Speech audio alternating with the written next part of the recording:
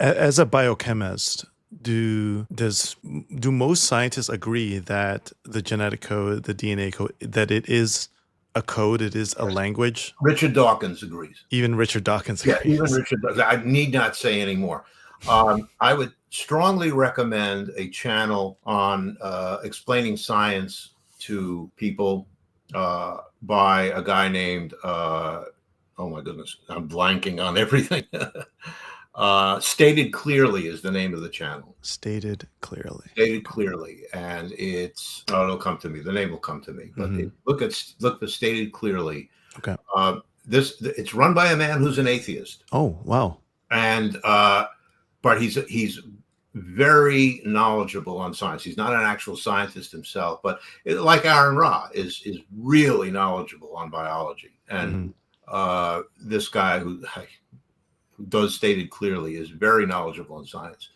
And I've had some arguments with atheists who deny that the code is a real code. And by the way, I consider this a sign of the end of atheism, because when any group of people begin denying the reality of science, they're doomed.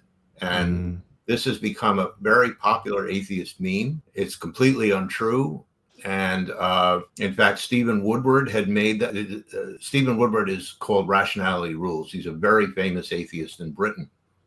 He made a video saying that the genetic code is not a real code way back. I don't remember when, but some time ago. And when I saw it, I made a video showing why he was wrong. He made an error in confusing the gene sequence with the genetic code. The sequence is not the code. The code is a language. The sequence, everybody has a different sequence, and that makes me and you different, for example. Right. The sequences of the bases. But the bases all mean the same amino acids in every living creature. Not just humans. All throughout life, it's the same language. And that's meaning. And that's a code. And everything else about a code fits. So the people who are saying that are not scientists. They're atheists who don't understand the science. And that's why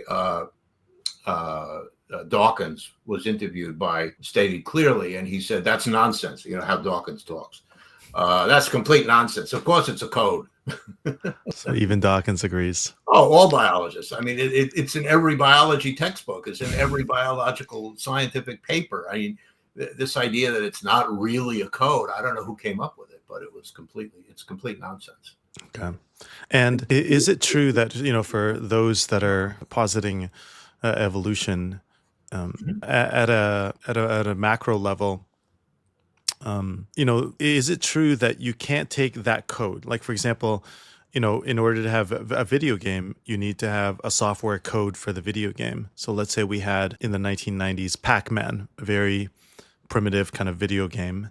And could that code of that video game eventually turn into Call of Duty, Modern Warfare, or something like that, like a three-dimensional internet code today? Is that possible at all? Sure. That's possible because we are doing it. Yes.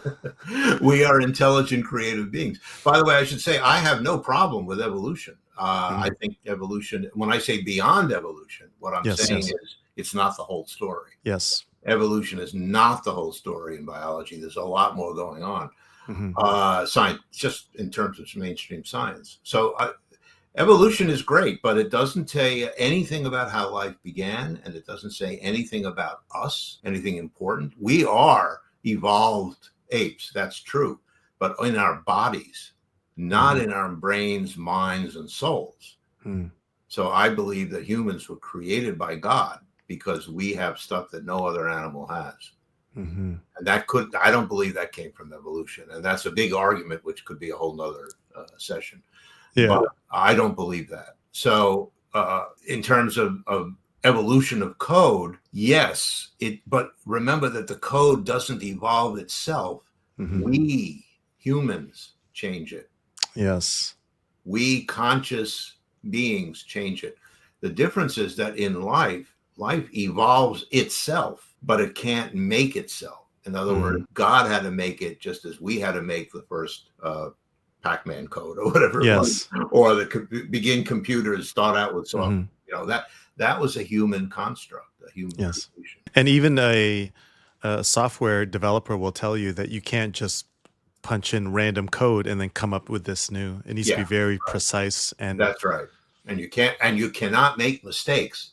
yes. Right? The errors in coding are much stricter than the errors in life. I know this from experience, as is anyone who tried to, write a program now. And is it the same with the DNA code? It's Not similar. quite. No, Okay. there's a little room for error. There's actually quite a bit of room for error, Mm, but there's a limit.